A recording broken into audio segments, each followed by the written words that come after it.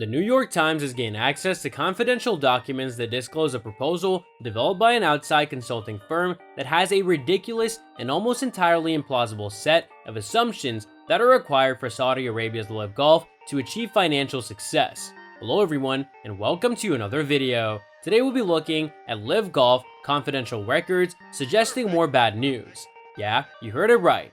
McKinsey & Company developed a plan in 2021 that they termed Project Wedge. Within this plan, they suggested a range of potential outcomes for the Saudi Arabian professional golf business that would eventually begin operations in June 2022. The documents allegedly revealed that the benchmarks for success were the need to sign each of the world's top 12 golfers, attract sponsors to an unproven product, and land television deals for a sport with declining viewership. All without significant retaliation from the PGA Tour. It would be plundering. The New York Times reported that the benchmarks included these requirements. Clearly, LIV Golf has not been able to live up to those lofty expectations. The company was unable to secure a television contract or any sponsors during its debut season, and as a result, the PGA Tour has taken disciplinary action against any of its players who have selected to defect to LIV Golf, leading to legal disputes between the two organizations. McKinsey included Sergio Garcia and Henrik Stenson in the group of best golfers, despite the fact that both of these players had had success in the past but were long past their playing primes. The criteria for inclusion in this category are not entirely clear. Only Garcia, Stenson, Phil Mickelson, and Dustin Johnson have signed contracts with LIV Golf. Among the other 12 players listed, which also included Tiger Woods, Rory McIlroy, only Garcia and Stenson have done so. McKinsey outlined 3 potential outcomes for LIV Golf. The company might have a difficult start. It could coexist with the PGA Tour, or it could become the dominant force in the game. The most optimistic scenario for LIV Golf's future calls for the company to achieve annual revenue of at least $1.4 billion by the year 2028. According to the Times, the report stated that by contrast, a league mired in startup status, defined as attracting less than half of the world's top 12 players, navigating a lack of excitement from fans, reeling from limited sponsorships, and confronting severe responses from the Golf Society, was projected to lose $355 million before interest and taxes in the year 2028. According to another article from the Times, LIV was mulling over the possibility of recruiting some of the most controversial figures in sports, business, and politics to serve on its advisory board in order to assist its operations. Michael Jordan, Condoleezza Rice, Mark Parker, who's the executive chairman of Nike, Jeannie Rometty, the former chief executive of IBM, and Randall Stevenson were among the prominent people who were mentioned as potential board members of that board.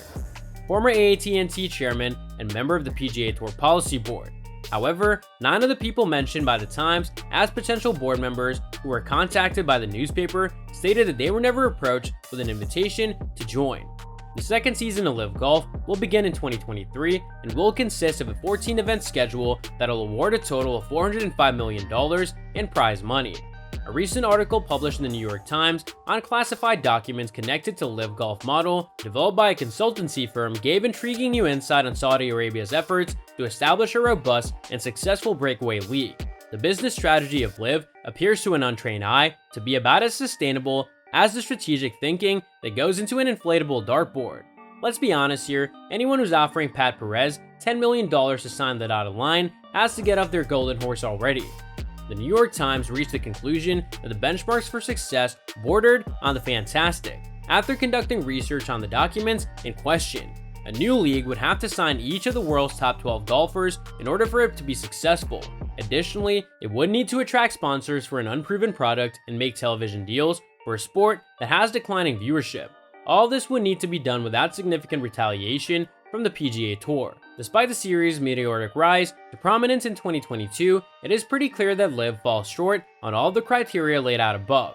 This is despite the fact that LIV and its bottomless pit of money have attracted some big names, such as Open champion Cameron Smith, who was signed to play in the series. Even those with a cursory understanding of this entire saga would have been able to tell you that in order to give such a daring rebellion a chance and long-term legitimacy, the sport of golf's 2 biggest draws, Tiger Woods and Rory McIlroy, would have had to abandon their allegiance to the justification train. This particular duo, of course, made it clear from the very beginning that they had no intention of hitting LIV with the entire ship, let alone the pole. Although it was believed that Woods was given almost $800 million to join, the multiple-time winner of major championships did not want to defect and has become one of the most influential voices opposing the LIV. McIlroy is the other. It is interesting to note that the strategy drafted by the consulting firm and referred to as Project Wedge also indicated potential outcomes for the LIV Golf Series. LIV would have considered its most accurate prediction to be correct if it had forecasted sales of at least $1.4 billion per year by 2028.